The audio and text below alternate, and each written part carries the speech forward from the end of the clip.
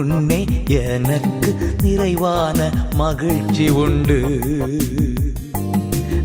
அருகில் எப்போதும் நித்திய பேரின்பம் உண்டு. நிறைவான மகிழ்ச்சி நீரே, நித்திய பேரின்பமே. நிறைவான மகிழ்ச்சி நீரே, நித்திய பேரின்பமே. Praise the Lord. ஆண்டவர் இரட்சகருமாய் இயேசு கிறிஸ்துவின் இனிய நாமத்தினாலே நித்திய பேரும் நிகழ்ச்சிக்கு உங்களை நாங்கள் அன்புடன் வரவேற்கிறோம். இந்த ஒரு மணி நேரம் உங்களுக்கு மிகுந்த ஆசீர்வாதமாக இருக்கும் என்று சொல்லி கிறிஸ்துவுக்கு நாங்கள் விசுவாசிக்கிறோம். முதலாவது நம்ம எல்லாரும் சேர்ந்து இணைந்து நம்முடைய ஆண்டவரை, நம்முடைய இரட்சகராக இருக்கிற ஆண்டவரை, மீட்பராக இருக்கிற ஆண்டவரை கொண்டாடி மகிமைப்படுத்துவோமாக. ஆண்டவரே, நீர் எங்களுக்கு தந்த ரட்சிப்புக்காக கோடி நன்றி என்று சொல்லி அவரை மகிமைப்படுத்துவோமாக. ஆண்டவர் படைத்த வெற்றியின் நாள் இது, என்று ஆக மகிழ்வோம், அக்களிப்போம், அல்லேலூயா பாடுவோம். என்று ஆக மகிழ்வோம், அக்களிப்போம், அல்லேலூயா பாடுவோம். அல்லேலூயா தோல்வியில்லை, அல்லேலூயா வெற்றி உண்டு. அல்லேலூயா தோல்வியில்லை, அல்லேலூயா வெற்றி உண்டு. ஆண்டவர் படைத்த வெற்றியின் நாள் இது, இன்று மகிழ்வோம், அக்களிப்போம், அல்லேலூயா பாடுவோம். இன்று மகிழ்வோம், அக்களிப்போம், அல்லேலூயா பாடுவோம். எனது ஆற்றலும் எனது பாடலும் எனது மீட்புமானா, எனது ஆற்றலும் எனது பாடலும் எனது மீட்புமானா. நீதிமான்களின் கூடாரத்தில் வெற்றி குரல் தோனிக்க, நீதிமான்களின் சபைகளிலே வெற்றி குரல் தோனிக்கட்டும். தோல்வி இல்லை எனக்கு, வெற்றி பவனி செல்வேன். தோல்வி இல்லை நமக்கு, வெற்றி பவனி செல்வோம். ஆண்டவர் படைத்த வெற்றி சூப்பர். அவர் அறிக்கை செய்யுங்க பாப்பா. இன்று மகிழ்வோம், அக்களிப்போம், அல்லேலூயா பாடுவோம். இன்று மகிழ்வோம், இன்று மகிழ்வோம், அக்களிப்போம், அல்லேலூயா பாடுவோம். அல்லேலூயா, அல்லேலூயா தோல்வி இல்லை, அல்லேலூயா வெற்றி. எல்லாவற்றிலும் கிறிஸ்துவுக்குள் எப்பொழுதும் நம்மை வெற்றி சிறக்க பண்ணுகிற ஆண்டவர். வெற்றி ஆண்டவர் படித்த, ஆண்டவர் பாடித்த வெற்றியின் நாள் இது, இன்று நல்ல சிரித்த முகத்தோடு அல்லேலூயா பாடுவோம். இன்று மகிழ்வோம், அக்களிப்போம், அல்லேலூயா பாடு. ஜெயம் கொடுக்கும் தேவனுக்கு, ஜெயம் கொடுக்கும் தேவனுக்கு கோடி கோடி ஸ்தோத்திரம். வாழ்வழிக்கும் இயேசு ராஜாவுக்கு வாழ்நாளெல்லாம் ஸ்தோத்திரம். ஜெயம் கொடுக்கும் தேவனுக்கு, ஜெயம் கொடுக்கும் தேவனுக்கு கோடி கோடி ஸ்தோத்திரம். வாழ்வழிக்கும் இயேசு ராஜாவுக்கு வாழ்நாளெல்லாம் ஸ்தோத்திரம். அற்புதம் செய்பவர், அற்புதம் செய்பவர், அகிலம் படைத்தவர். சொல்லுமா, அற்புதம் செய்பவர், அகிலம் படைத்தவர். யுத்தத்தில் வல்லவர், யுத்தத்தில் வல்லவர், நம்மை மீட்பர் செய்கிறார். யுத்தத்தில் வல்லவர், மீட்பர் செய்கிறார். ஜெயம் கொடுக்கும் தேவனுக்கு கோடி கோடி ஸ்தோத்திரம். வாழ்வழிக்கும் இயேசு ராஜாவுக்கு வாழ்நாளெல்லாம் ஸ்தோத்திரம். ஜெயம் கொடுக்கும் தேவனுக்கு, ஜெயம் கொடுக்கும் தேவனுக்கு கோடி கோடி ஸ்தோத்திரம். வாழ்வழிக்கும் இயேசு ராஜாவுக்கு வாழ்நாளெல்லாம் ஜெயம் கொடுக்கும் தேவனுக்கு, ஜெயம் கொடுக்கும் தேவனுக்கு கோடி கோடி ஸ்தோத்திரம். வாழ்வழிக்கும் இயேசு ராஜாவுக்கு வாழ்நாளெல்லாம் ஸ்தோத்திரம். நல்ல கரங்களை தட்டி எல்லாம் சேர்ந்து பாடுவோமா? தாங்கி நடத்தும் தேவ கிருபை எத்தனை ஆச்சரியம். தாங்கி நடத்தும் தேவ கிருபை எத்தனை ஆச்சரியம். அதை சார்ந்து சார்ந்து அனுதினமும் மகிழ்ந்து வாழுகிறேன். தாங்கி நடத்தும் தேவ கிருபை எத்தனை ஆச்சரியம். அதை சார்ந்து சார்ந்து அனுதினமும் மகிழ்ந்து வாழுகிறேன். அல்லேலூயா அல்லேலூயா. அவர் வல்ல நாமத்தை என்றென்றும் துதித்திடுவேன். அல்லேலூயா. அவர் வல்ல நாமத்தை என்றென்றும் துதித்திடுவேன். அல்லேலூயா அல்லேலூயா. அவர் வல்ல நாமத்தை என்றென்றும் துதித்திடுவேன். அல்லேலூயா. அவர் வல்ல நாமத்தை என்றென்றும் துதித்திடுவேன்.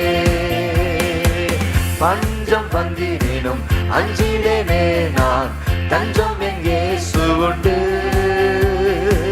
வானத்தின் அப்பம் அவரே என் மேய்ப்பர், புசித்து வாழ்ந்திருப்பேன். பஞ்சம் வந்தினேனும் அஞ்சிடேனே நான், தஞ்சம் என் இயேசு உண்டு. வானத்தின் அப்பம் அவரே என் மேய்ப்பர், புசித்து வாழ்ந்திருப்பேன். அல்லேலூயா அல்லேலூயா. வல்ல நாமத்தை என்றென்றும் துதித்திடுவேன். அல்லேலூயா. வல்ல நாமத்தை என்றென்றும் துதித்திடுவேன். அல்லேலூயா அல்லேலூயா. வல்ல நாமத்தை என்றென்றும் துதித்திடுவேன். அல்லேலூயா. வல்ல நாமத்தை என்றென்றும் துதித்திடுவேன். ஆம் தேவ ஜனங்களே, ஆண்டவரை துதித்தது எவ்வளவு பெரிய பாக்கியமாக ஸ்லாக்கியமாக இருந்தது. தொடர்ந்து ஆண்டவருடைய வார்த்தையை கேட்கறதுக்கு முன்பதாக ஒரு அறிவிப்பை கவனிக்கலாமா?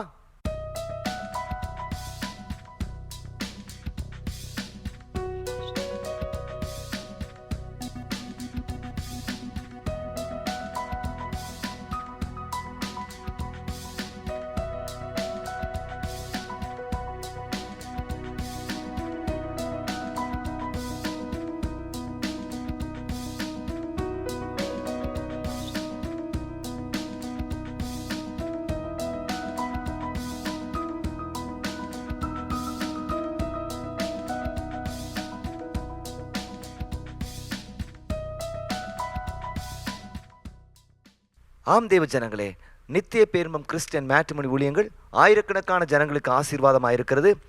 உங்கள் குடும்பத்திலும் திருமணத்துக்கு ஆயத்தமாக ஜனங்களுடைய தகவல்களை நீங்கள் எங்களுக்கு தரும்படியாக அன்புடன் கேட்டுக்கொள்கிறோம். நீங்கள் தகவல்களை தாங்க, நாங்கள் உங்களுக்கு உதவி செய்கிறதுக்கு ஆயத்தமாக இருக்கிறோம். உடனடியாக ஸ்க்ரீனில் காண்கிற எங்களுடைய எண்ணிற்கு நீங்கள் தொடர்பு கொள்ளுங்க. கர்த்தர் நன்மையானதை தருவார். ஒரே குடும்பத்தை சேர்ந்து பலருக்கும் திருமணம் நடந்திருக்குது. உங்களுக்கும் கர்த்தர் நன்மையை தருவார். சோர்ந்து போகாதீங்க. கர்த்தர் ஏற்ற துணையை தருவார்.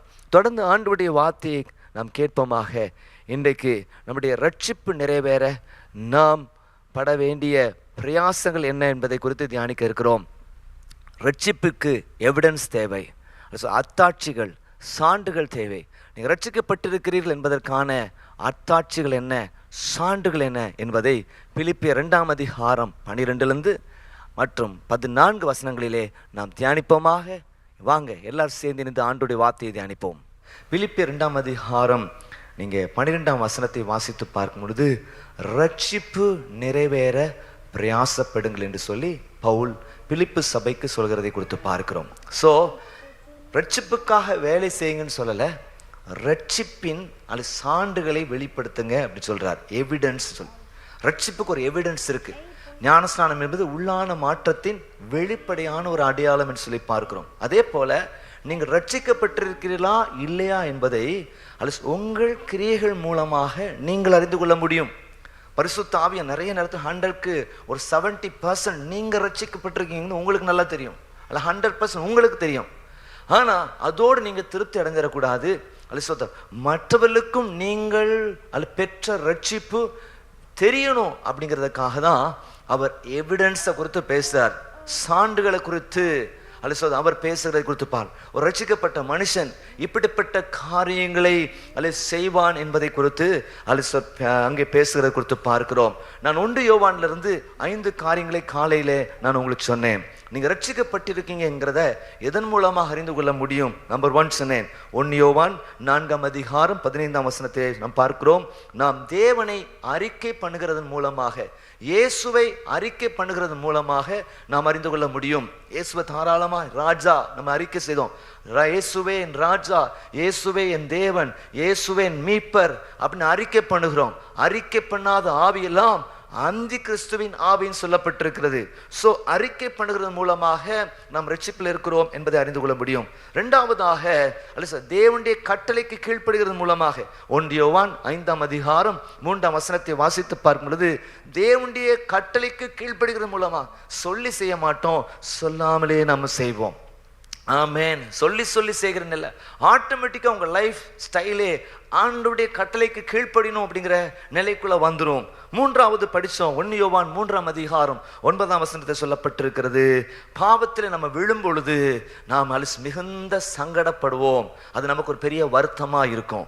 திடீர்னு நம்ம வாழ்க்கையில் சில சர்க்கிள் பேசக்கூடாத வார்த்தையை பேசிடுவோம், நினைக்கக்கூடாது நினைத்துருவோம், செய்யக்கூடாது நாம் செய்து விடுவோம், வெளிப்படுத்தக்கூடாத உணர்வுகளை நாம் வெளிப்படுத்திடுவோம். அப்படி இருக்கும் பொழுது நம்ம படுக்கைக்கு போகிறது முன்னாலே அது ஒரு பெரிய பாதிப்பாக இருக்கும். இப்படிப்பட்ட ஒரு காரியத்தை செஞ்சுட்டேனே, ஆண்டவரே என்ன மன்னிங்க. ஒரு ஆட்டுக்குட்டியை போல, ஒரு சேற்றில் விழுந்த ஆட்டுக்குட்டியை போல வெளியே வந்து நாம் மனம் வருந்துகிற ஒரு கூட்டமாக இருப்போம். அந்த மனம் வருந்தல் இல்லைன்னா ஒரு சிக்கல் என்பதை மறந்துடாதீங்க. 4வதாக 1 யோவானின் புத்தகம் 5ஆம் அதிகாரம் 18ஆம் வசனத்தை நீங்க வாசித்து பார்க்கும் பொழுது, பிசாசுக்கு நம்மை விலக்கி தற்காத்துக் கொள்வோம். அல்ல சோத்திரம். பிசாசுடைய காரியங்கள்ல ஒருபோதும் ஈடுபட மாட்டோம், அவனுக்கு ஒருபோதும் இடம் கொடுக்க மாட்டோம். சொல்லுங்க அல்லேலூயா. பிசாசுக்கு எதிர்த்து நில்லுங்கள், அவன் அப்பொழுது உங்களை விட்டு ஓடி போவான் என்று சொல்லப்பட்டு. கடைசியாக நீங்க 5ஆம் அதிகாரம் 1ஆம் வசனத்தை வாசித்து பார்க்கும் பொழுது, தேவ ஜனங்களை நாம் நேசிப்போம். ஆமென். ஸ்தோத்திரம். அழகா அந்த வசனம் சொல்லு பாருங்க, பிறப்பித்தவரிடத்தில் அன்பு கூறுகிற எவனும் அவராலே பிறப்பிக்கப்பட்டவனிடத்திலும் அன்பு கூறுகிறான். ஸோ மற்ற ஜனங்களை நேசி ஒரு சகோதர ஸ்நேகம், ஒரு ஃபீலியோ அன்பு நம்ம வாழ்க்கையில் நிறைவாய் காணப்படும். மற்றவர்களை பார்க்கும் பொழுது கிறிஸ்து அவர்களை நேசித்தது போல பாவிகளின் சிநேகிதர்னு அவரை பார்க்கிறோம். அவருடைய பாவத்துக்கு உடன்படலை, ஆனால் பாவிகளின் சிநேகிதராக இருந்தார். மற்றவர்களை கிறிஸ்துவின் கண்ணோட்டத்தோடு கூட நீங்க பார்க்கிற ஒரு கூட்டமாய் நீங்க ஒரு ஒப்புரவாகுதல் உண்டாகணும். இந்த அருமையான மாலை நேரத்தில் குடும்பங்களிலே கர்த்தர் ஒப்புரவாகுதலை தருவாராக. நம்முடைய எல்லைகளிலே கர்த்தர் ஒப்புரவாகுதலை தருவாராக. என்ன, ஒரு வீடு தனக்கு தானே பிரிந்திருந்தால் அது உங்களுக்கு லாபம் இல்லை, சாத்தானுக்கு பெரிய லாபம். எனவே பிசாசுக்கு ஒருபோதும் இடம் கொடாதீங்க. சூரியன் அஸ்தமிக்கிறது முன்பதாக உங்கள் கோபம் தனியே கிடவுது என்று ஆண்டோடைய வார்த்தை சொல்கிறதே. அல்ல பாரவு தூரமான பிரச்சனைனா நீங்க நல்லா பேசி சரிப்படுத்திக் கொள்ளுங்க. இந்த குடும்பங்களிலே பெரிய ஆசீர்வாதத்தை கர்த்தர் நிறைவாய் தருவாராக. அல்ல விசுவாசிகளுக்கிடையே அல்ல குழப்பங்கள் இருக்குதா? அல்ல சோத்திரம். ஆனாலும் கூட அல்ல சோத்திரம், மற்றவர்களை நேசிக்க கற்றுக்கொள்ளுங்க. அவங்க தீமை செய்தாலும் தீமை நன்மையால் வெல்லத்தக்கதான ஒரு பெரிய கிருபையை கர்த்தர் உங்களுக்கு நிறைவாய் தருவாராக. ஒரு ஆமென் சொல்லுங்க பார்ப்போம். ஹல்லேலூயா. அப்ப படிச்சோம், அந்த 5 காரியங்கள் எவிடன்ஸாக, சான்றுகளாக இருக்கு. நீங்கள் நானும் ரட்சிக்கப்பட்டிருக்கிறோம் என்பதற்கு ஒரு பெரிய சான்றா இருக்கு. காலையில் சொன்ன ரட்சிப்பு என்றால் என்ன? 3 ஆங்கில வார்த்தைகள், ரெஸ்கியூ, ரினியூ அண்ட் ரெஸ்டோரேஷன்.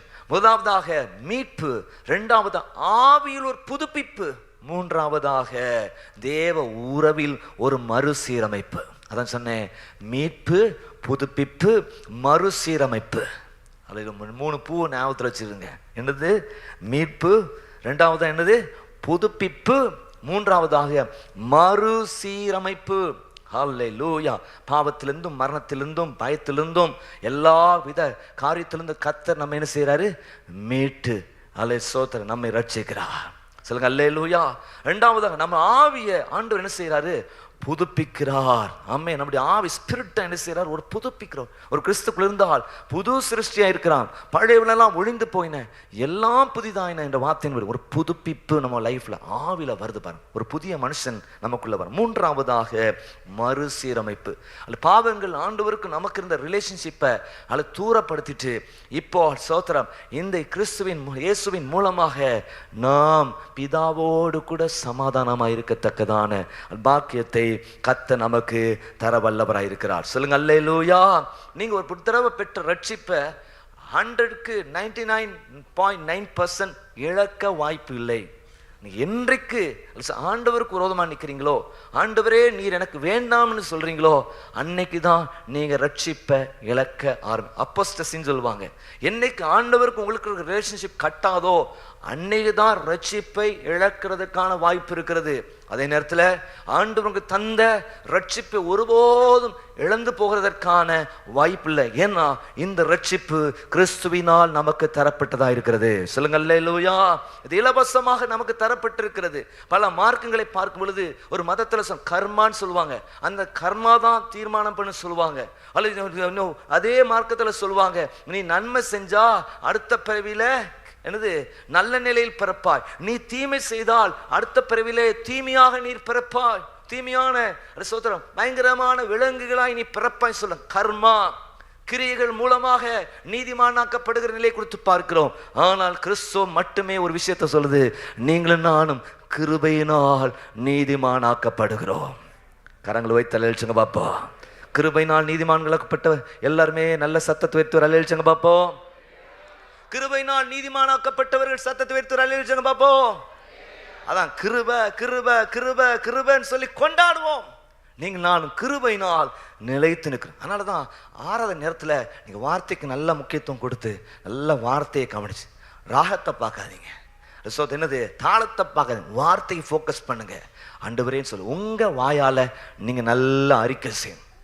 சில திருச்சபைகளை பார்க்கும் பொழுது நல்ல ஆட்கள் ஊழியக்காரர்கள் நல்ல பாடுற நிலைகளை பார்க்கும். நீங்கள் நிறைய பேர் பாடுறீங்க, ஆனால் எல்லாருமே என்ன பொறுத்த வரைக்கும் ஆராதனை அப்படிங்கிறது சொல்லி நம்ம செய்கிறது இல்லை, ஆட்டோமேட்டிக்காக நம்ம சொல்லணும். ஏன்னா அந்த அறிக்கை நம்முடைய வாழ்க்கையை அதிகமாய் பாதுகாக்கும். சொல்லுங்க அல்லேலூயா. சபை நடுவில் உண்மை துதிப்பேன் சங்கீதக்காரன் சொல்கிறதை குறித்து பார்க்கிறோம். ஆமென். நீங்கள் சோத்திரம் அல்ல வெக்கப்படாம கர்த்தரை உயர்த்தும் பொழுது பரலோகத்திலே கர்த்தர் உங்களை உயர்த்த வல்லவராய் இருக்கிறார். பரலோகம் உங்களை உயர்த்தும், பரலோகம் உங்களை சாட்சியாக நிறுத்தும். அதனால நீங்க இந்த உலகத்துல 4 பேர் இருக்கிற இடத்துல வெக்கப்படாத ஆளா இருக்க கூடாது. இயேசு உள்ள பாக்கெட்ல வச்சிடக்கூடாது. ஒரு இடத்துல சர்ச்சுக்கு போகிற நேரத்தில் கண்டிப்பா ஒரு பாட்டு புக் வச்சிருப்பாங்க, ஒரு நோட் புக் வச்சிருப்பாங்க, ஒரு பைபிளை கொண்டு வந்திருப்பாங்க, ஒரு பென் வச்சிருப்பாங்க, அதுக்கு ஒரு பேக் இருக்கும். அப்படிதானே? இன்னைக்கு அப்படி இல்லை, எல்லாம் மொபைல் ஃபோன் காலத்தில் வந்துட்டோம். மொபைல் ஃபோன் காலத்தில் வந்துட்டோம். என்னது பைபிள் சைஸ் வாசிக்கிறவங்க இல்லை, சின்னதாகி போச்சு. என்னதான் எல்லாம் ஸ்க்ரீனில் போட்டுருவாங்களே சரி அப்படின்னு சொல்லி சில பேர் குட்டி பைபிள் கொண்டாடுற நிலைகளை பார்க்குறோம். அப்படி இருந்த நிலைகள். அப்போ நீங்கள் நான் என்ன சொல்ல வர்றேன் அப்படின்னா சோத்திரன், நீங்கள் உங்கள் அன்பை அது வெளிப்படுத்தணும் வார்த்தையின் மூலமாக. குறிப்பாக நல்லா அறிக்கை செய்யுங்க, ரொம்ப முக்கியம். நம்முடைய நம்பிக்கை அறிக்கை செய்கிறதில் உறுதியாக இருக்க கடவோம். வாக்குத்தத்தம் பண்ணினவர் உண்மை உள்ளவராக இருக்கிறான்னு சொல்லி ஆண்டவருடைய வார்த்தை சொல். அப்போ பாருங்க, கிரியின் மூலமா நாம் நீதிமானாக்கப்படல, கர்த்தருடைய கிருபையினால் நாம் நீதிமானாக்கப்பட்டிருக்கிறோம். விசுவாசிக்கிற எல்லாரும் கர்த்தரை நன்றியோடு ஸ்தோத்திரம் பண்ணுங்க.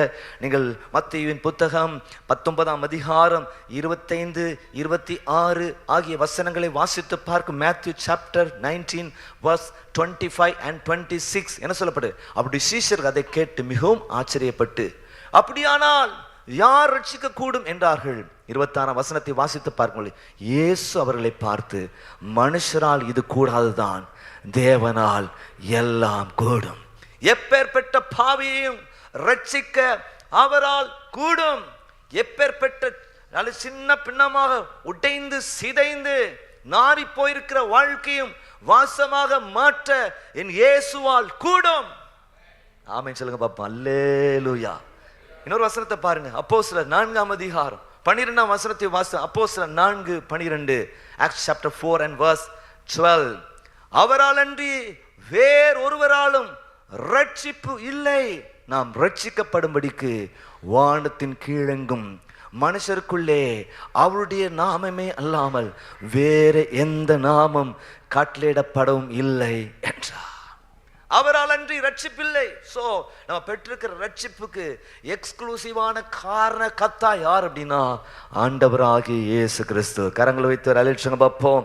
ஆமே. நீங்க தொடர்ந்து நிறைய வசனங்களை வாசித்து பார்க்கும் பொழுது கிருபையினாலே நமக்கு இந்த ஆசீர்வாதம் கிடைக்கிறது. இரண்டாவது, அவர் மேல் நாம் வைக்கிற விசுவாசத்தினாலே இந்த ஆசீர்வாதம் கிடைக்கிறது. அது மாத்திரமல்ல, ஆண்டவருடைய தியாக பலியின் மூலமாக, இந்த ரிடெம்ப்டிவ் ஒர்க் மூலமாக இந்த ஆசீர்வாதம் நமக்கு கிடைத்திருக்கு. பாவத்துக்கான கிரயத்தை கல்வாரி சிலுவையிலே ஆண்டவராய் இயேசு செலுத்தி தீர்த்து இருக்கிறார். அதான் ரட்சிப்பை குறித்து சொல்லும் பொழுது இப்படி சொல்லுவாங்க, சோதரர், நம்முடைய ரட்சிப்பு நித்தியமானது. எபேசியர் 1:4 வாசித்து பார்க்கும் பொழுது ஏதோ குறுகிய காலத்துக்கு கர்த்தர் உங்களை ரட்சிக்கல, கொஞ்ச நாட்களுக்கு நித்திய காலத்திற்காக கர்த்தர் உங்களை ரட்சித்திருக்கிறார். பக்கத்துல கை கொடுத்து சொல்லுங்க, கர்த்தர் நித்திய காலத்துக்காக ரட்சித்திருக்கிறார். ஆண்டவர் தர ரட்சிப்பு நித்திய ரட்சிப்பு. ஆமென். அவர் மாறவே மாட்டார். சொல்லுங்க அல்லேலூயா. நீங்க ஆண்டவர் விட்டு தூரம் போகும்போது அவர் பார்த்துக்கிட்டே இருப்பார். மீண்டும் எப்ப என் இளைய குமாரன் வரப்போகிறான், என்னுடைய மூத்த குமாரன் எப்படி வரப்போறான் அப்படின்னு ஆவலோடு கூட காத்து. இப்படிதான் ஒரு ஸ்டோரி ஒன்று படித்தேன். அல்ல ஒரு பையன் தகப்பனுக்கு விரோதமாக செயல்பட்டு தன்னுடைய ஆஸ்தியெல்லாம் வாங்கி போய் எல்லாவற்றையும் செலவழிச்சு எல்லாத்தையும் அழிச்சு போட்ட சிச்சுவேஷன். ஒன்றும் இல்லாத நேரம் அவன் ஃப்ரெண்ட்ஸ் எல்லாம் அவனை விட்டு ஓடி போன சிச்சுவேஷன் இருந்துச்சு. ரொம்ப வேதனை. இப்படிப்பட்ட ஒரு காரியத்தை என் தகப்பனுக்கு நான் செஞ்சுட்டேன். நிறைய நேரத்தில் நமக்கு கூட இருக்க நேரத்தை அருமை தெரியாதும்பாங்க, அப்படி தானே? சோதரர் நல்ல சப்போர்ட்டிவான பேரண்ட்ஸ் இருக்கும் பொழுது அந்த அருமை நமக்கு தெரியாது. எல்லாம் இழந்த பிறகுதான் நமக்கு நிறைய பேருக்கு அருமை தெரியும். அதனால சோத்திரம், நம்ம எல்லாம் ரட்சிக்கப்பட்ட ஜனங்கள் ஆரம்பத்திலே ஒரு தெளிவுடையவர்களாக நாம் காணப்போம். எல்லாவற்றையும் சோத்திரம் இழந்து எல்லாட்டையும் இழந்து சரியா போன நிலையில மீண்டும் தகப்பன் தன்னை ஏற்றுக்கொள்வாரா அப்படின்னு சொல்லி யோசித்து தகப்பனாருக்கு ஒரு கடிதம் எழுதுனா, தகப்பனே, நான் இப்படிப்பட்ட காரியத்தெல்லாம் உங்களுக்கு விரோதமா செஞ்சுட்டேன், உங்களுக்கு பிடிக்காத நிறைய விஷயங்களை செஞ்சுட்டேன், உங்க பேரை கெடுத்துட்டேன், உங்க புகழை கெடுத்துட்டேன், உங்களுக்கு பெரிய நஷ்டத்தை ஏற்படுத்திட்டேன், அவமானத்தை நிந்தையை ஏற்படுத்திட்டேன், இன்னும் உங்க பையன் சொல்றதுக்கு லாய்க்கே கிடையாது. ஆனா நீங்க என்னை ஏற்றுக்கொள்வீங்களா? என்னை ஏற்றுக்கொள்வீங்கன்னு சொன்னா இல்லை, நம்ம வீட்டு முன்னால் நிற்கிற அந்த மரத்தில் ஒரு கிளையில ஒரு வெள்ளை ரிப்பனை கட்டி தொங்க விடுங்க அப்படின்னாரு. என்னை ஏற்றுக்கொள்றதுக்கு அலிசோத்திரம் உங்களுக்கு மனசு இருந்தா தயவாக நான் அலிசோத்திரம் நான் வரும் பொழுது அலிசோத்திரம் எனக்கு ஒரு அடையாளமாக ஒரு மரக்கிளையில ஒரு வெள்ளை ரிப்பனை கட்டி தொங்க விடுங்க அப்படின்னு சொன்னான். அவன் லெட்டரை போட்டுட்டு பின்பு ரொம்ப சோகமாக இருந்த காத்து நண்பட்டையும் டிஸ்கஸ் பண்ணுறான். அவனும் நல்லா நிறைய உணர்வுகளை அவனுக்கு ஏற்படுத்துகிறான். ஒரு நாள் ரைட்டா தன் தகப்பனை பார்க்கறதுக்கு, என் தகப்பன் என்னை ஏற்றுக்கொள்வாரா, என் தகப்பன் என்னை ஏற்றுக்கொள்வாரா, என்னை ஏற்றுக்கொள்ள மாட்டாரா அப்படின்னு பார்க்கறதுக்கு அவன் வீட்டுக்கு நேரம் வர்றான். அந்த வீட்டுக்கிட்ட வந்த பொழுது அவனுக்கு பெரிய ஒரு அதிர்ச்சி. என்னன்னா, அந்த மரத்தில் ஒரு கிளையில வெள்ளை ரிப்பன்ல, அந்த மரத்தில் இருக்க எல்லா கிளையிலும் வெள்ளை கலர் ரிப்பன் தொங்க விடப்பட்டிருந்தது. நொறுங்கி போனான். தகப்பன் இப்படி நினைச்சேன், ஆனா என் தகப்பன் என்னை ஏற்றுக்கொண்டார். உலக பிரகாரமான ஒரு தகப்பனை அப்படி செய்யும் பொழுது, பொல்லாதவர்களாகிய நம்முடைய பிள்ளைகளுக்கு நல்ல ஈவை கொடுக்க அறிந்திருக்கும் பொழுது, பரமபிதா தம்மிடத்தில் வேண்டிக் கொள்வதற்கு நன்மையானதை கொடுப்பது அதிக நிச்சயம். கலங்கி போனா. இந்த ஸ்டோரியை ஜாய்ஸ் மேராமா தான் சொல்லியிருக்கிறாங்க. தகப்பனுடைய அன்பு அவ்வளவா இவங்களை நேசிக்கிறார், ரொம்ப ரொம்ப ரொம்ப ரொம்ப நேசிக்கிறார். அவருடைய மீட்பு ஏதோ கொஞ்ச காலத்துல இல்லப்பா, அது அக்கறை கொண்டு போய் சேர்க்கிற வரைக்குமான ஒரு ரிலேஷன்ஷிப். ஹல்லேலூயா. உங்களுக்கு வாக்களித்திருக்கிற மீட்பு அப்படிப்பட்டது. நீங்களே வேணா தூரம் போலாம், ஆனால் he is a God of second chance. He is a God of several chance. சொல்லுங்க அல்லேலூயா, சொல்லுங்க அல்லேலூயா. அப்போ சோத்திரம், அவர் தருகிற ரட்சிப்பு நம்ம இழக்கிறதுக்கு வாய்ப்பு ரொம்ப கம்மி. ஏன்னா நம்முடைய ரட்சிப்பு நித்தியமானது. இரண்டாவதாக, நம்முடைய ரட்சிப்பு கிரியையின் அடிப்படையாக கொண்டது அல்ல, கிரியையை அடிப்படையாக கொண்டது அல்ல, கிரியையை அடிப்படையாக கொண்டது அல்ல. நீங்கள் எபேசியர் 2ஆம் அதிகாரம் 8, 9 ஆகிய வசனங்களை வாசித்து பார்க்கும்பொழுது அங்க பார்க்கிறோம், உங்களுடைய கிரியின் மூலமாக நீங்க ரட்சிக்கப்படல, கிறிஸ்துவின் கிருபையினால் ரட்சிக்கப்பட்டிருக்கிறீங்க. கரங்களை தள்ளிச்சுங்க பார்ப்போம். அதனால இழக்கிறதுக்கு ரொம்ப வாய்ப்பு, ஒரு விதத்துல சொன்னா வாய்ப்பே இல்லை. நீங்களே வேணுக்குன்னு வாய்ப்பு ஏற்படதான் உண்டு ஒழிய வாய்ப்பே கிடையாது. பக்கத்துல சொல்லுங்க, வாய்ப்பே இல்லை அப்படின்னு. அப்படிப்பட்ட ஒரு ரட்சிப்பை தான் கர்த்தர் நமக்கு தந்திருக்கிறார். மூன்றாவதாக, சரியா, ஏன்னா அதில் பார்க்குறோம், கர்மா கிடையாது, நல்லது கெட்டது கிடையாது, நோ டீட்ஸ் டு ஏர்ன். அனுசோதரன் நம்முடைய ரட்சிப்பு ரொம்ப செக்யூர்டர். மூணாவதாக சொல்ற காரியம் என்னன்னா, நம்முடைய ரட்சிப்பானது தேவ வல்லமை நிமித்தம் பாதுகாப்பானது. நம்முடைய ரட்சிப்பானது தேவ வல்லமையின் நிமித்தமாக பாதுகாப்பானது. என்ன வசனம்? யோவான் 6ஆம் அதிகாரம் 39ஆம் வசனத்தை நீங்க வாசித்து பாருங்க. John chapter 6 and verse 39. அவர் எனக்கு தந்தவைகளில் ஒன்றையும் நான் இழந்து போகாமல் கடைசி நாளில் அவைகளை எழுப்புவதே என்னை அனுப்பின பிதாவின் சித்தமா இருக்கிறது. ஒரு ரட்சிப் சில பெத்து போட்டுருவாங்க, வளர்க்க தெரியாம இருப்பாங்க.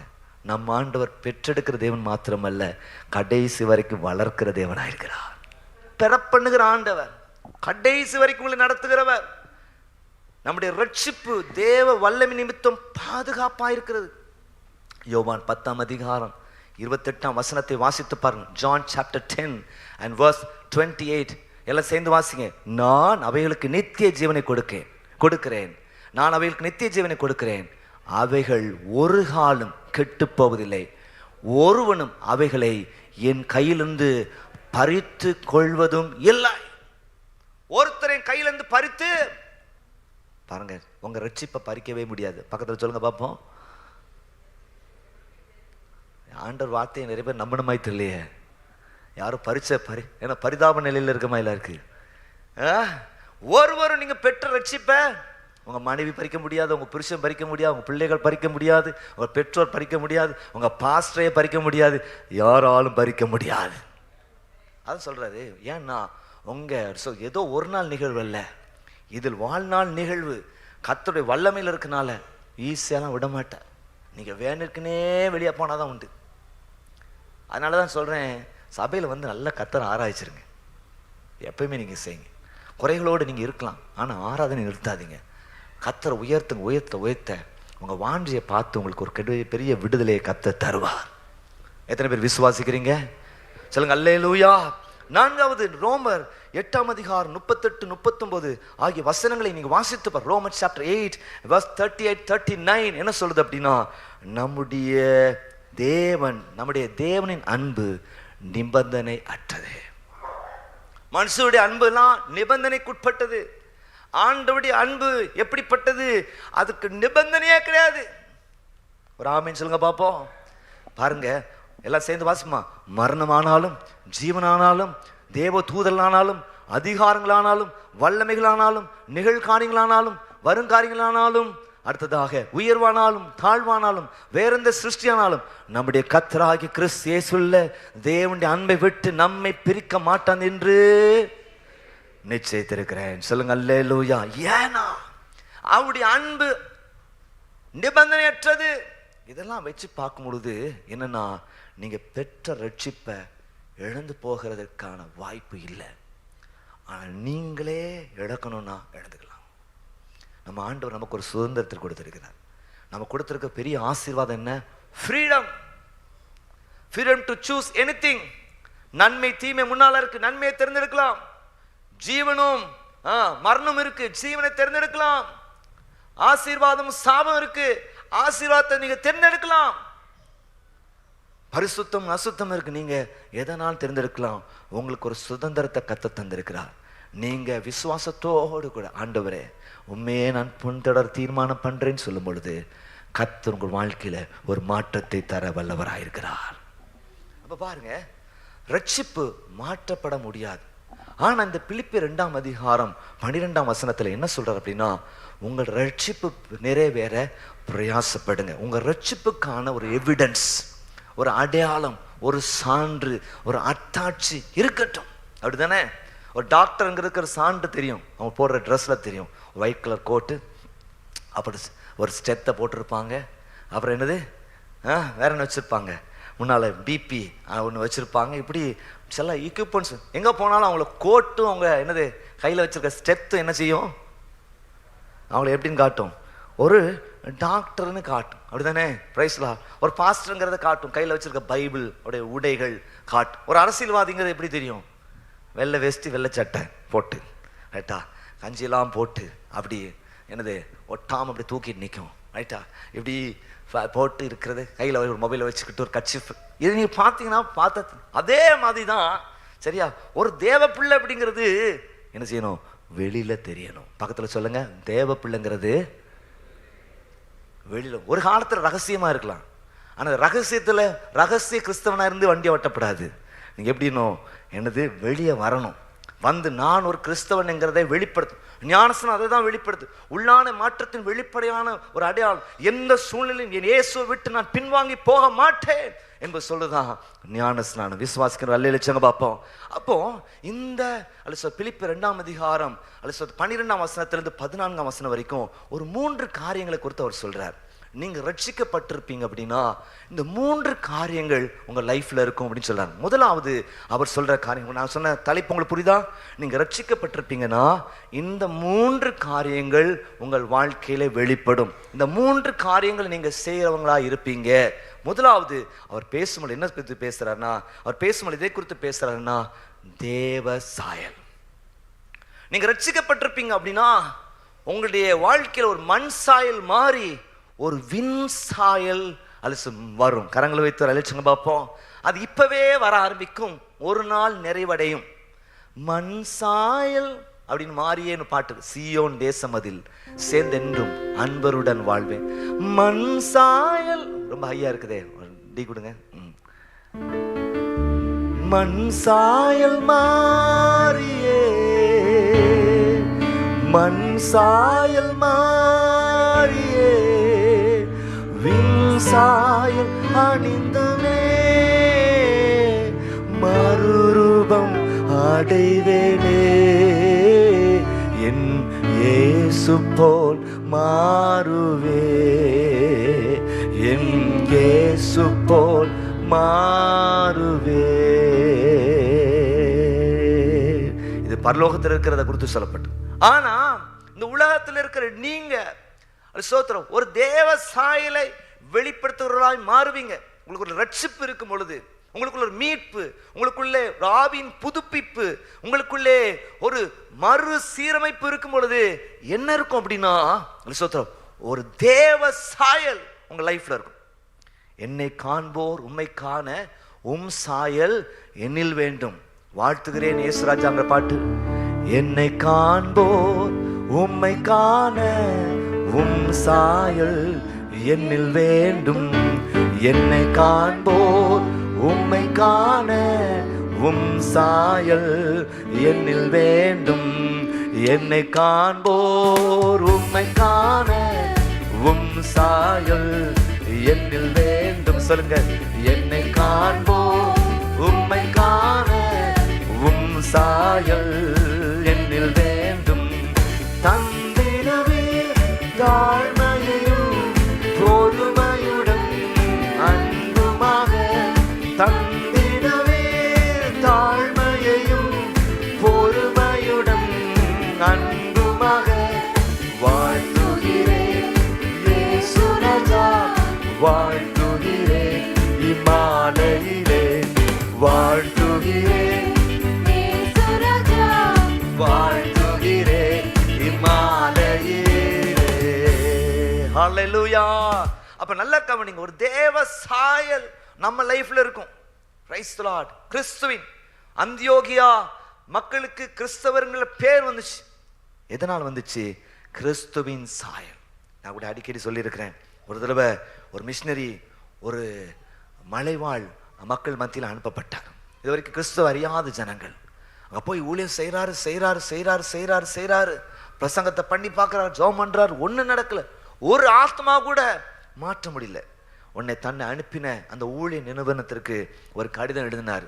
ஐயா, நான் அதிகமாக பிரயாசப்பட்டுட்டேன், ஒண்ணுமே நடக்கல, ஒருவேளை தேவ சித்தம் இல்லாம இருக்கலாம். எனவே என்னை திரும்ப பெற்றுக்கொண்டு எனக்கு பதிலாக இன்னொரு ஊழியரை நீங்க தயவாக அனுப்புங்க அப்படின்னு சொன்னாங்க. உடனே அந்த ஊழியர் நிறுவனமும் இவரை திரும்ப பெற்று இன்னொரு புதிய ஊழியரை அனுப்புறாங்க. அங்க போய் இயேசுவை குறித்து பேசிக்கிட்டே இருக்கும் பொழுது அந்த ஜனங்க சொன்னாங்க, ஐயா நீங்க சொல்ற ஆளை நாங்க பார்த்திருக்கோம். ஐயா நீங்க பார்த்திருக்கீங்களா? ஆமா, இந்த இயேசுவை நாங்க பார்த்திருக்கோம். எப்ப பார்த்தீங்க? உங்களுக்கு முன்னால் ஒருத்தர் வந்தார்ல, அவர்ல இந்த இயேசுவை பார்த்திருக்கிறோம். இந்த சாயல், கிறிஸ்துக்குள்ள நீங்க ரட்சிப்பை நீங்க ரொம்ப பொக்கிஷமா நினைக்கும் பொழுது உங்க லைஃப்ல தேவ சாயல் உண்டாக ஆரம்பிக்கிறது என்பதை மறந்துடாதீங்க. கரங்களை வைத்து ஒரு அல்லேலூயா பாப்போம். அல்லேலூயா. சத்தமா சொல்லுங்க அல்லேலூயா. ஆமென் சொல்லுங்க பாப்போம். அல்லேலூயா. நீங்க வேதத்துல வாசித்து பார்க்கும் பொழுது சோதரம் ரோமர் 8ஆம் அதிகாரம் 30ஆம் வசனம் 29 30 ஆகிய வசனங்களை இங்க வாசித்து பார்க்கணும். ரோமர் 8ஆம் அதிகாரம் 29 30 தம்முடைய குமாரன் அநேக சகோதரர்களுக்குள்ளே முதற் பேரானவனாய் இருக்கும் பொருட்டு தேவன் எவர்களை முன் அறிந்தாரோ அவர்களை தம்முடைய குமாரனுடைய சாயலுக்கு ஒப்பாயிருப்பதற்கு முன் குறித்திருக்கிறார். அடுத்த வசனம் பாருங்க. எவர்களை முன் குறித்தாரோ அவர்களை அழைத்திருக்கிறார். எவர்களை அழைத்தாரோ அவர்களை நீதிமான்களாக்கி இருக்கிறார். எவர்களை நீதிமான்களாக்கினாரோ அவர்களை மகிமைப்படுத்தி இருக்கிறார். கரங்களை வைத்து வர அல்லேலூயா பாப்போம். அல்லேலூயா. பாருங்க, குமாரனுடைய சாயலுக்கு ஒப்பாயிருப்பதற்காக கர்த்தர் உங்களை முன் குறித்திருக்கிறார். ஆட்டோமேட்டிக் என்ன வெளிப்படணும்? கிறிஸ்துவின் சாயல் உங்க லைஃப்ல வெளிப்படணும். கொலோசியர் 3ஆம் அதிகாரம் 10ஆம் வசனத்தை நீங்க வாசித்து பார்க்கும் பொழுது, கொலோசியர் 3:10 வாசித்து பார்க்கும் பொழுது, தன்னை சிருஷ்டித்தவருடைய சாயல் கொப்பாய் பூரண அறிவடையும்படிக்கு புதிதாக்கப்பட்ட புதிய மனுஷனை தரித்து கொண்டிருக்கிறீர்களே. ஒரு புதிய மனுஷன், கிறிஸ்துவின் சாயல் நம்ம லைஃப்ல இருக்கணும். இந்த 1ஆம் வசனத்திலிருந்து நீங்க 17ஆம் வசனம் வரைக்கும் நீங்க வாசித்து பார்க்கும் பொழுது அங்க சொல்லப்பட்டிருக்கு என்னது? 1ஆம் வசனத்துல 17ஆம் வசனம் வரைக்கும், நீ கிறிஸ்துவுடனே கூட எழுந்தது உண்டானால் கிறிஸ்து தேவனுடைய வலது பார்சத்து வீட்டிற்கும் இடத்துள்ள மேலானதை தேடுங்கள். 2ஆம் வசனம், பூமிக்குரியவர்கள் அல்ல மேலானதை நாடுங்கள், ஏனென்றால் நீங்கள் மரித்தீர்கள், உங்கள் ஜீவன் கிறிஸ்துவுடனே தேவனுக்குள் மறைந்திருக்கிறது. நம்முடைய ஜீவனாகிய கிறிஸ்து வெளிப்படும் போது நீங்கள் அவரோடு கூட மகிமையில் வெளிப்படுவீர்கள். அடுத்தது, ஆகையால் விபச்சாரம், அசுத்தம், மோகம், துர் இச்சை, விக்கிர ஆராதனையான பொருள் ஆசை இவைகளை உண்டு பண்ணுகிற, பூமியில் உண்டு பண்ணுகிற உங்கள் அவயவங்களை அழித்து போடுங்க. பாருங்க, அப்போ தேவ சாயல் கிறிஸ்துவுக்கு முன் கிறிஸ்துவுக்கு பின் அப்படிங்கிற ஒரு வாழ்க்கை இருக்கணும். பாருங்க, நனைஞ்ச பாவி, இப்ப முந்தி நனையாத பாவி, இப்ப நனைஞ்ச பாவிங்கிற ஒரு நிலை இருக்கக்கூடாது. அது புதிய ஒரு மாற்றம், ஒரு சாயல். நம்முடைய சிந்தனைகள், உணர்வுகள், வார்த்தைகள், செயல்களிலே ஒரு பெரிய மாற்றம். சாலமோன் மாதிரி வாழ்க்கை வாழ்ந்திருக்கலாம். கடைசியில் சொல்வீங்க, எல்லாம் மாயை மாயை மாய், எல்லாம் மாயை எல்லாம் மாயை, வானத்தின் கீழே பூமியின் மேலே, எல்லாம் வேனிஷ், மீனிங்லெஸ் சொல்றான். பாருங்க, அர்த்தம் இல்ல. இந்த உலகத்தில் இருக்க எல்லாம் மீனிங்கானதான். கடைசியில் அவன் வந்து பாருங்க, ஆண்டவருக்கு பிரியமில்லாத காரியத்தை செஞ்சனால கடைசியில ஆண்டவரே குறை சொல்ற லெவல்ல மாறி போச்சு. மீனிங்லெஸ், அர்த்தமற்று சொன்னான். இல்ல, குடும்பம் அர்த்தம் உள்ளது. ஆமென், ஸ்தோத்திரம். நம்முடைய வாழ்க்கை அர்த்தம் மிக்கது. அல்லது இந்த உலகத்துல நீங்க உங்கள் செயல்பாடுகள் அர்த்தம் மிக்கது. ஆனா கடைசியில் அவன் ஆண்டவர்கிட்ட தூரம் போனனால நமக்கு ஒரு தவறான ஒரு காரியத்தை சொல்லிட்டு போயிட்டான். என்னது? நீங்க மாயன்னு தமிழ்ல இருக்கு, நீங்க பாத்தீங்கன்னா ஆங்கிலத்துல மீனிங்லெஸ், அர்த்தம் இல்லாதன்னு சொல்றான். அர்த்தமுள்ள வாழ்க்கை அர்த்தம் இல்லாம மாறிட்டு. காரணம் என்னன்னா, அவன் தேவ சாயலை வெளிப்படுத்த தவறி போனான். நீங்கள் நான் அப்படி இருக்கணும்.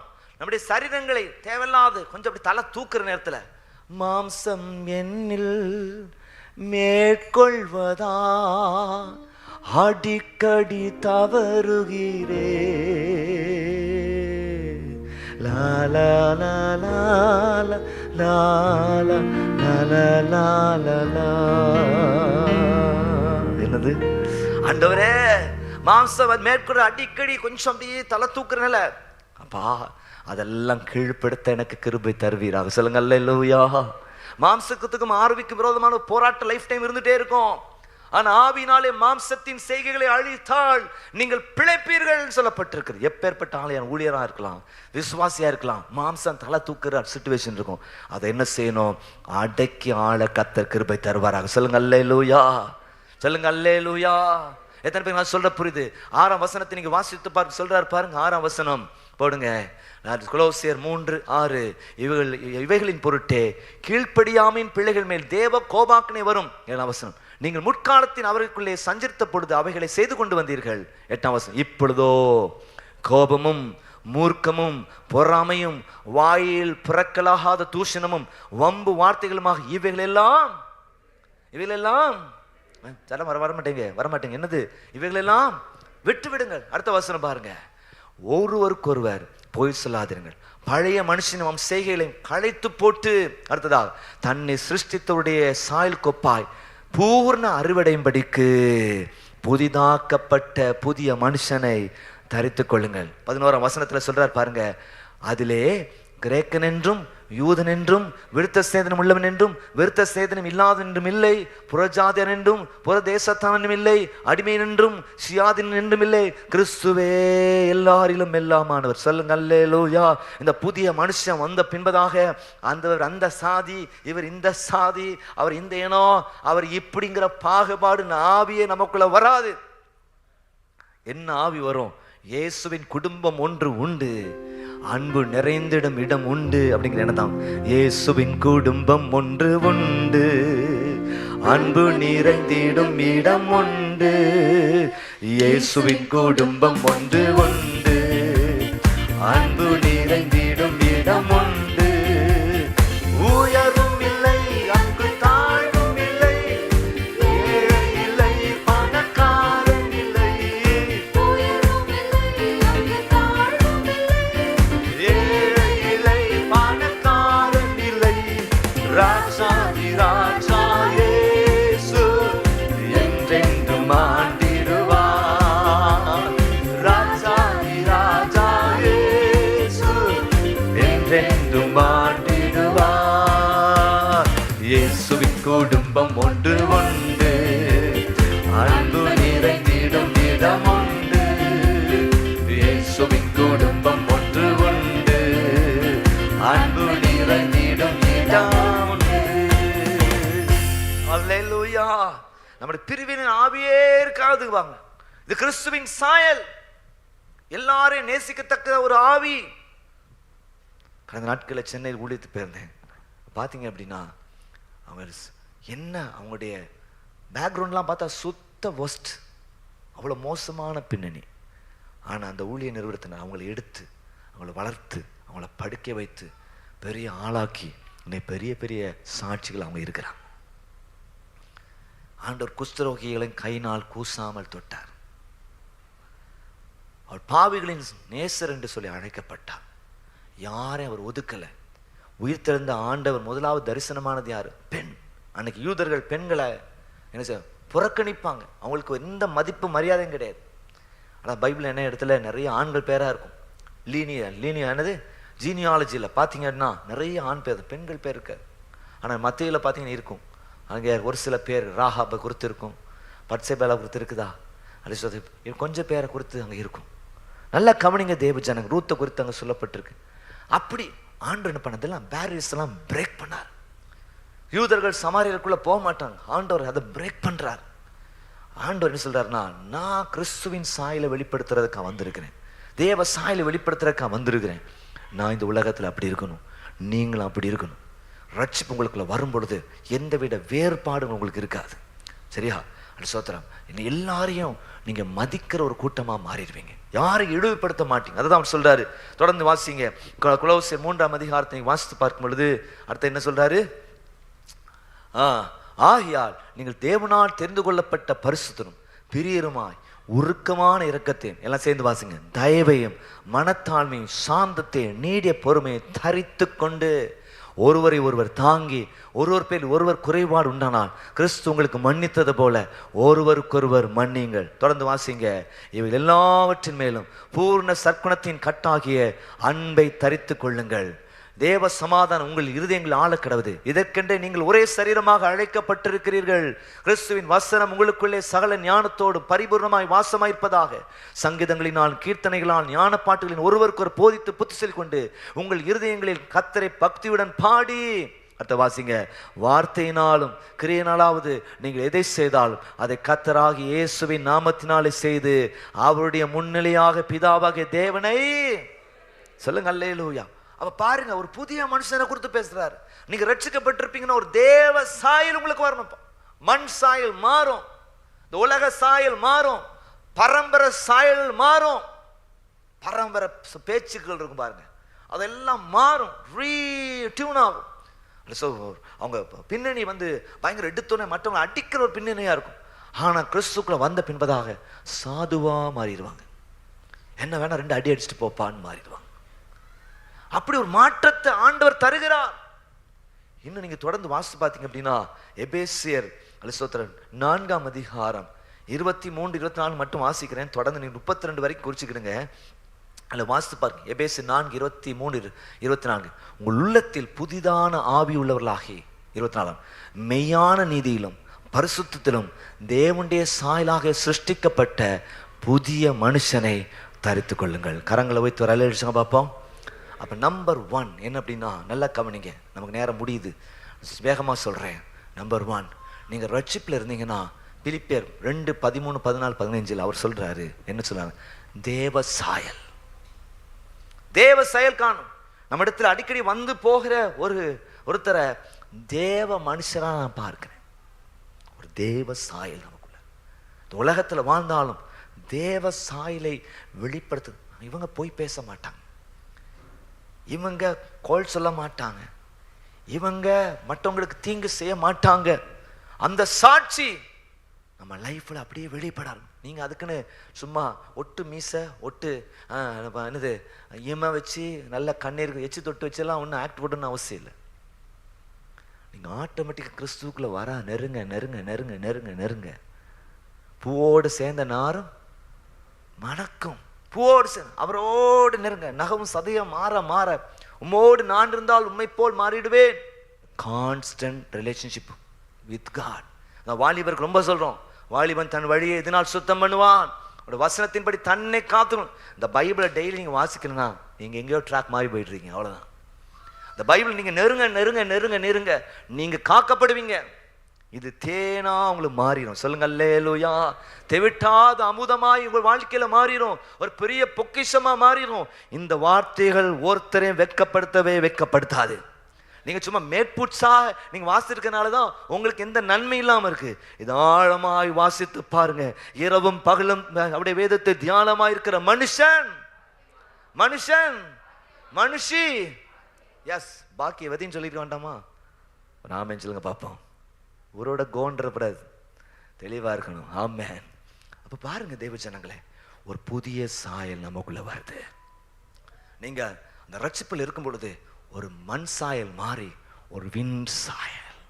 அழகாய் நிற்கும் யார் இவர்கள், திரளாய் நிற்கும் யார் இவர்கள், சேனை தலைவராம் இயேசுவின் பொற்தலத்தில் அழகாய் நிற்கும் யார் இவர். மற்ற 2 காரியத்தை மட்டும் டாபிக் மட்டும் சொல்றேன், அடுத்த வாரம் உங்களுக்கு சொல்றேன். 2ஆவதாக பவுல் பேசும் பொழுது சொல்றாரு தேவ சித்தம். 13ஆம் வசனத்தில் அவர் வாசிக்கும் பொழுது அவர் சொல்றாரு, நீங்க ரட்சிப்புக்குள்ள நிலைத்திருப்பீங்கன்னா எப்படி மாறிடுவீங்க? தேவ சித்தத்தை செய்கிறவங்களா மாறிடும். அல்ல உங்களுடைய சித்தம் தான்ப்பா எனக்கு போச்சணும். ஆண்டவர் கூட சொல்றாரு பாருங்க, சமாரியார் அந்த ஸ்திரியோடு பேசிட்டு இருக்கும் பொழுது சாப்பாடுலாம் ரெடி ஆயிடுச்சு அப்படின்னு சொல்லும் பொழுது சொல்றாரு, எனக்கு வேறொரு போஜனம் இருக்குது. சொல்லுங்க அல்லேலூயா. சித்தம் என்ன இந்த உலகத்துக்கு அனுப்பியிருக்கிறார். நான் யார்? அலிஸ்தோத்திரம். எதற்காக இந்த உலகத்தில் இருக்கிற என் வாழ்க்கையின் நோக்கம் என்ன? ஆண்டவரே நீங்க என்ன நோக்கம் வச்சிருக்கீங்க? அலிஸ்தோத்திரம். உம்முடைய சித்தமே என்னுடைய போஜனம். இயேசு கிறிஸ்து இந்த உலகத்தில் வந்தார் என்று சொல்லி பார்க்கிறோம். பிதாவின் சித்தத்தை அவர் நிறைவேற்றினார். அதே போல இங்க இருக்கிற நீங்களும் நானும் ரட்சிக்கப்பட்டு ரட்சிப்பில் நிலைத்திருப்போம் என்றால் ஆமென், பிதாவின் சித்தத்தை நிறைவேற்றுகிறவர்களாய் மாறுவோம். கரங்களை வைத்து வரலேற்றுங்க பாப்பா. அல்லேலூயா. மத்தேயுல அவர் சொல்றார் பாருங்க, அந்நாளிலே மத்தேயு 7ஆம் அதிகாரம் 21 24 வசனங்களை வாசித்து பார்க்கும் பொழுது, அந்நாளிலே அப்படி சொல்றார் பாருங்க, பரலோகத்தில் இருக்க என் பிதாவின் சித்தத்தை படி செய்கிறவனே பரலோக ராஜ்யத்தில் பிரவேசிப்பன இல்லாமல் என்னை நோக்கி கர்த்தாவே கர்த்தாவே என்று சொல்கிறவன் அதே பிரவேசிப்பதில்லை அப்படி சொல்றாரு. பாருங்க, தேவன் பிதாவின் சித்தம், இந்த தேவ சித்தம் நம்முடைய ஃபோக்கஸ்டா மாறும். ஆண்டவரே என்ன அலிசோய் கொடுத்து என்ன சித்தம் வச்சிருக்கீங்க, அதன்படி நான் செய்ய என்னை ஒப்பு கொடுக்கிறேன். என் சித்தம் அல்ல, ஒன்றும் வேண்டாம், என் பிரியமே நேசுவேன். நிறைய பாட்டெலாம் பாடலாம், நம்ம அடுத்த வாரத்தில் வாய்ப்பு இருந்தால் நம்ம தியானிப்போம். மூன்றாவதாக ஒரு விஷயத்தை, நிறைய வசனங்கள் இருக்கு, அந்த மூணாவது விஷயம் தேவ சமூகத்தை குறித்து பேசுகிறார். நீங்க பிலிப்பியர் 2ஆம் அதிகாரம் 14ஆம் வசனத்தை வாசித்து பார்க்கும்போது சொல்றாரு, நான் வீணாக ஓடினதும், பிலிப்பியர் 2:14, நான் வீணாக ஓடினதும் வீணாக பிரயாசப்பட்டதும் இல்லை என்கிற மகிழ்ச்சி கிறிஸ்துவின் நாளிலே எனக்கு உண்டாயிருப்பதற்கு. மூன்றாவதாக அவர் வீணா ஓடல, தேவ சமூகத்தை நோக்கி அவர் ஓடினார். கரங்கள் வைத்து அழைச்சாங்க பார்ப்போம். இந்த உலகத்துல நீங்களும் நான் இருந்தாலும் அலிசத்தை நம்முடைய சிந்தை எப்படி இருக்கும், பரலோக சிந்தையா இருக்கும். சொல்லுங்க அல்லேலூயா. அந்த உலகத்துல வாழ்ந்தாலும் நம்முடைய சிந்தை, இந்த உலகத்துல மிஞ்சி போன 120 வருஷம் வாழப்போறோம், அதுக்கு பின்பு யுக யுகமா இயேசுவோடு கூட வாழத்தக்கதான் ஒரு கிருபை பெறப்போகிறோம். அல்சோத்திர என்னுடைய பரலோகத்தை நோக்கி, அந்த பரம அழைப்பின் பந்தய பொருளுக்காக லக்கை நோக்கி நான் தொடர்கிறேன் சொல்றாரு. இந்த 3 அனுபவங்கள் உங்க லைஃப்ல, நீங்க ரட்சிப்புல இருக்கும் பொழுது தேவ சாயல் உங்க லைஃப்ல இருக்கும், 2வது தேவ சித்தம் உங்க லைஃப்ல இருக்கும், 3வதாக தேவ சமூகம். இந்த உலகத்தில் இருந்தாலும் பரலோகத்தை சுமந்து கொண்டிருக்கிற ஒரு கூட்டமாக இருப்பீங்க. கரங்களை வைத்து வரல்ச்சுங்க பார்ப்போம். சொல்லுங்க அல்லேலூயா. இந்த உலகத்துல வாழ்ற நீங்க பரலோகத்தை சுமந்து கொண்டிருப்போம். சொல்லுங்க அல்லேலூயா. உம்முடைய ராஜ்யம் வருவதாக, உம்முடைய சித்தம் பரமண்டத்தில் செய்யப்படுகிறது போல இந்த பூலோகத்திலும் செய்யப்படுவதாக. ராமன் சொல்லுங்க பார்ப்போம். இருக்கிறது நம்ம எல்லாரும் அப்படி எழுமி நிற்பமாக, நம்ம ஜோமனோமாக. கர்த்தர் இன்னைக்கு நம்மோடு கூட பேசி இருக்கிறார், இடைப்பட்டு இருக்கார், நான் விசுவாசிக்கிறேன். அல்லேலூயா. ரட்சிக்கப்பட்டவர்கள் வாழ்க்கையின் அடையாளம் என்னன்னு சொல்லி பார்த்தோம். முதலாவதாக தேவ சாயல், 2வதாக தேவ சித்தம், 3வதாக தேவ சமூகம். நான் வீணாக ஓடினதும் வீணாக பிரயாசப்பட்டதும் இல்லை என்கிற மகிழ்ச்சி கிறிஸ்துவின் நாளிலே எனக்கு உண்டாயிருப்பதற்கு. எஸ், நீங்க வீணா ஓடல, எங்கேயோ எப்படியோ ஆரம்பிச்சு எப்படியோ முடிக்க போறேன், இல்லை இல்லை, கரெக்டா ஆரம்பிச்சிருக்கேன், பரலோகத்துல போய் என் வாழ்க்கையை முடிப்பேன். என் நேசித்த ஆண்டவரோடு கூட என் வாழ்க்கையை முடிப்பேன். சொல்லுங்க அல்லேலூயா. என்றென்றைக்கும் அவரோடு கூட இருக்கத்தக்கதான ஒரு அலிசு வாழ்க்கை எனக்கு உண்டாயிருக்கும். விசுவாசிகள் எல்லாம் கரங்களை உயர்த்தி ஒரு 30 செகண்ட் மட்டும் இந்த கேட்ட வார்த்தைக்கு அந்த 3 குறிப்பை சொல்லி ஜெபம். ஆண்டவரே எனக்குள்ளே, ஆண்டவரே தேவ சாயல் இருக்கணும், எனக்குள்ளே தேவ சித்தம் இருக்கணும், எனக்குள்ளே தேவ சமூகம் இருக்கணும். ஆண்டவரே நீ கிருபை தருவீராக, கிருபை தருவீராக, கிருபை தருவீராக, கிருபை தருவீராக.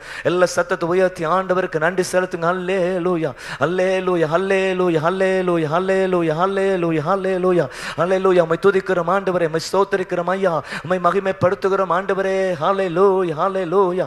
ஆண்டவரே எங்களோடு கூட பேசின தயவுக்காய் நன்றி, நீ தந்த பெரிய ரட்சிப்புக்காய் நன்றி, நீ தந்த மீட்புக்காய் நன்றி, நீ தந்த புதுப்பிப்புக்காய் நன்றி, நீ தந்த மறுசீரமைப்புக்காக நன்றியோடு உம்மை துதிக்கிறோம் ஐயா. உம்முடைய கிருபையினாலே எங்கள் விசுவாசத்தின் மூலமாக ஆண்டு உம்முடைய அளவற்ற தியாக சிந்தையின் மூலமாக எங்களுக்கு தந்த அந்த பெரிய ரட்சிப்புக்காக நன்றியோடு உம்மை துதிக்கிறோம் ஐயா. மனதிற்கு ஏற்ற கனிகளை கொடுக்க ஆண்டவர் நீர் கிருபை தருவீராக. ரட்சிப்பின் அடையாளங்கள் எங்கள் வாழ்க்கையில ஆண்டு வெளிப்படுவதாக. ஆண்டவரே, ஆண்டவரே, ஆண்டவரே, ஆண்டவரே, ஆண்டவரே ஒரு வின் சாயல் எங்களுக்கு தருவீராக. தேவ சாயல் எங்கள் லைஃப்ல இருக்கட்டும். கிறிஸ்துவுக்கு முன் கிறிஸ்துவுக்கு என்கிற வித்தியாசம் டிஸ்டிங்க்டா எங்க வாழ்க்கையில தெரிய நீர் கிருபை தருவீராக. எங்களை காண்கிற எங்கள் உண்மை காண கிருபை தருவீராக. எப்படிப்பட்ட அந்த மாற்றம் உங்கள் வாழ்க்கை எப்படி நடந்துச்சு? என் இயேசு என் வாழ்க்கையில மாற்றத்தை தந்திருக்கிறார். கிறிஸ்துவோட இணைய உங்க வாழ்க்கையில மாற்றங்கள் வந்தே ஆகும், மாற்று கருத்தே இல்லை. அல்ல கிறிஸ்துவை நெருங்க நெருங்க நீங்க தேவ சித்தத்தை செய்வீர்கள். அல்லேலூயா. வலது கரத்தை உயர்த்தி அல்லேலூயா. உங்க சித்தத்தை நிறைவேற்ற கிருபை தாங்கப்பா. மூன்றாவதாக தேவ சமூகம் உங்கள் வாழ்க்கையை மாறும். அல்லேலூயா, அல்லேலூயா, அல்லேலூயா, அல்லேலூயா. உங்க லைஃப் வேஸ்டா மாறாது, உங்க லைஃப் ஒரு வேஸ்டான லைஃபா மாறாது. லைஃபை வேஸ்ட் பண்ணிட்டு இருக்கிறவங்க இங்க இருக்கிறீங்க, உங்க லைஃப் வேஸ்டா மாறாது. இன்னைக்கு ஆண்டவர்ட்ட டோட்டல் சரண்டரா உங்க வாழ்க்கையை ஒப்பு கொடுங்க. ஒரு வேஸ்டடான லைஃப் ஒரு விக்டோரியஸான லைஃபா கர்த்தர் மாற்றுவார். எனக்கும் பிரயோஜனம் இல்லை, என் வீட்டுக்கும் பிரயோஜனம் இல்லை, என் குடும்பத்துக்கு நான் பிரயோஜனம் இல்லை. நீங்க மனசை சொல்லிக்கிட்டு இருக்கு. நீங்க உங்க மனசே இந்த ஆலயத்துக்குள்ள ஈடுபாடு இல்லை, ஆனால் சொல்ல வேஸ்ட் அப்படின்னு நினைக்கிறீங்களா? உங்களை காட்டி உங்களை மாற்றி பிரயோஜனமற்ற உனேசுவை பிரயோஜனமாய் மாற்றின ஆண்டவர் உங்க வாழ்க்கை ஆசீர்வாதமாய் மாற்றுவார். நீங்க வீணா ஓட மாட்டீங்க.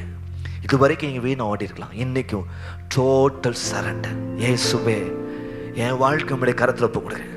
நான் மனிதருக்கா வாழலை, மற்ற மனுஷருக்கா நான் வாழலை, இந்த உலகத்துக்கா நான் வாழலை, இந்த உலக சிற்றின்பங்களுக்கா நான் வாழல, உமக்காக வாழ என்னை ஒப்பு கொடுக்கிறேன் ஆண்டவரே. இன்னைக்கு நீங்க ஆண்டவர்கிட்ட ஒப்பு கொடுக்கும் பொழுது உன் வாழ்க்கையில பெரிய மாற்றத்தை கத்த தர வல்லவராய் இருக்கிறார். சொல்லுங்க அல்லேலூயா. உம் சித்தம் போல் என்ன என்றும் தற்பரனே நீ நடத்தும். உம் சித்தம் போல் என்ன என்றும் தற்பரனே நீ நடத்தும். என் சித்தமோ ஒன்றும் வேண்டாம், என் பிரியாவே என் சித்தமோ ஒன்றும் வேண்டாம், என் பிரியாவே என் இயேசுவே. என் சித்தமோ ஒன்றும் வேண்டாம், என் பிரியாவே என் இயேசுவே. இந்த வார்த்தை கேட்டோம் போன்னு நினைக்க வேண்டாம். தேவ சாயல், தேவ சித்தம், தேவ சமூகம். தேவ சாயல், தேவ சித்தம், தேவ சமூகம் உன் லைஃப்ல காணப்பட ஆண்டவர் கிருபை தருவார். ரட்சிப்பின் ஊற்றுகள் சபையில் எழும்பட்டும். சபைக்குள்ள இருக்கிறவங்களாம் ஆண்டவர் போல மாறட்டும். டைம் டேபிள் டோட்டல் ஒரு சேஞ்ச் நம்ம லைஃப்ல ஏற்படும். நம்ம உலகத்திலே சுடர்களை போல பிரகாசிக்க ஆண்டவர் கிருபை தருவாராக. Arise and shine. எழும்பி பிரகாசி. உன் ஒளி வந்தது, கர்த்தருடைய மகிமை உன்மேல் உதித்தது. கிருபை நல்ல பிதாவே, தர்மையான நாள் நாங்கள் எல்லாம் சேர்ந்து உம்மை துதிக்க ஸ்தோத்திரிக்க மகிமைப்படுத்த ஆண்டவர் தந்த நல்ல கிருபைக்காக நன்றி அப்பா. ஆண்டவர் எங்களோடு கூட பேசியிருக்கிறீர், அதற்காக நன்றி செலுத்துகிறோம். எங்களோடு கூட பேசினதற்காக நன்றி செலுத்துகிறோம். உங்களுடைய மெல்லி அமர்ந்த சத்தத்தை எங்கள் காதுகள் கேட்க தந்த பெரிய கிருபைக்காக நன்றி. ஆண்டவர் ரட்சிப்பின் கிரியைகள் எங்கள் வாழ்க்கையில காணப்படட்டும். தேவ சாயல், தேவ சித்தம், தேவ சமூகம் எங்கள் லைஃப்ல காணப்பட கிருபை தாரும். உங்களுடைய அளவற்ற கிருபையின் பிரச்சனை நல்ல ரட்சிப்பில் நிலைத்து நிற்க கிருபை தாங்க. அப்படி சோத்திரம். ரட்சிப்புக்கு எவ்வளவு சப்போர்ட் கொடுக்க முடியுமோ அவ்வளவு சப்போர்ட் கொடுக்க, ரட்சிப்பை கொண்டாட கிருபை தாங்க. ரட்சிக்கப்பட்ட நாளை கொண்டாட கிருபை தாங்க. ஞானஸ்நானம் பெற்ற நாளை கொண்டாட கிருபை தருவீரா. அதை மறந்து போனதெல்லாம் மன்னிங்கப்பா. எவ்வளோ பெரிய மாற்றத்தை என் லைஃப்ல தந்தீர், தலைகள் மாற்றத்தை தந்தீர், நமக்கு நன்றின்னு சொல்லி கொண்டாட ஆண்டவரே மாதந்தோறும் திருவந்து மூலமாக ஆண்டவருடைய பாடு மரணத்தை நாங்கள் தியானிக்கிறோம். அது நல்ல உண்மையாக உத்தமமாக செய்ய தினந்தோறும் கல்வாரி பாடலை பாடி என்னை யோசித்தீரே, என்னை நேசித்தீரே, எனக்கா ஜீவனை தந்தீரேன்னு சொல்லி மை கனப்படுத்த கிருபை. பிள்ளைகள் செய்கிற வேலைகள், தொழில், ஊழியர்கள், படிப்பெல்லாம் வச்சு ஆசிரும். பிரயாணங்களில் உடைய கிருபை, சின்ன பிரயாணமோ பெரிய பிரயாணமோ நல்ல பாதுகாப்பை கட்டளையிடுங்க ஆண்டவரே. சோத்திரம். நல்ல சுகத்தை பலத்தை தாங்க. எல்லா பாக்டீரியல், வைரல், ஃபங்கல், ஜெனட்டிக்கல் பிரச்சனைகள் நீங்குவதாக, பரம்பரை வியாதிகள் நீங்குவதாக, எல்லா கேன்சர் வியாதியின் கூறுகள் முறிக்கப்படுவதாக, எல்லா ஆர்த்ரைட்டிஸ் பிரச்சனைகள் நீங்குவதாக. அல்லவரே சுகர், பிரஷர், பரம்பரையா வர்ற வியாதிகள் இயேசுவின் நாமத்தில் நீங்குவதாக. பரம்பரையாய் மென்டல் ஹெல்த்ல வர்ற பிரச்சனைகள் நீங்குவதாக. ஒரு ஜெயத்தை நீங்க தரும்படியா ஜெபிக்கிறோம். உடைய கிருபையில கரத்தில் ஒப்பு கொடுக்கிறோம். நீர் மகிமைப்படும். இயேசுவின் மூலம் ஜெபிக்கிறோம் நல்ல பிதாவே, ஆமென். ஆம் தேவ ஜனங்களே, இன்றைய வார்த்தை உங்களுக்கு மிகுந்த ஆசீர்வாதமாக இருந்திருக்கும் என்று சொல்லி கிறிஸ்துவுக்குள் விசுவாசிக்கிறோம். தொடர்ந்து எங்களோடு இணைந்து கர்த்தரை ஆராதிக்க முடியும். எங்களுடைய YouTube channel join AG church Tirunelveli subscribe பண்ணி பெல் ஐக்கனை கிளிக் பண்ணுங்கள். நாங்கள் உங்களுக்கு நல்ல ஆராதனைகளை, ஜெபங்களை, நல்ல பைபிள் ஸ்டடீஸில் போட்டிருக்கிறோம். அது உங்களுக்கு மிகுந்த ஆசீர்வாதமாக இருக்கும். நீங்கள் திருநெல்வேலியில் இருப்பீர்கள் என்றால் எங்களோடு கூட இணைந்து கர்த்தருடைய அரசு ஊழியத்தை செய்ய முடியும், கர்த்தரை ஆராதிக்க முடியும். வாங்க, எங்களுடைய முகவரியை கீழே போட்டிருக்கிறாங்க. தொடர்ந்து உங்கள் ஜெப குறிப்புகளை, உங்கள் சாட்சிகளை எங்களுக்கு அனுப்புங்கள். எங்களுக்கு அது உற்சாகமாக இருக்கும். இந்த சபை நல்லா உங்களுக்கு ஜெபமனும் ஒரு பெரிய ஜெயத்தை காண்பீர்கள். மீண்டும் அடுத்த வாரம் சந்திப்போம். அது வரைக்கும் தேவனுடைய கிருபை நம்மோடு இருப்பதாக. ஆமேன்.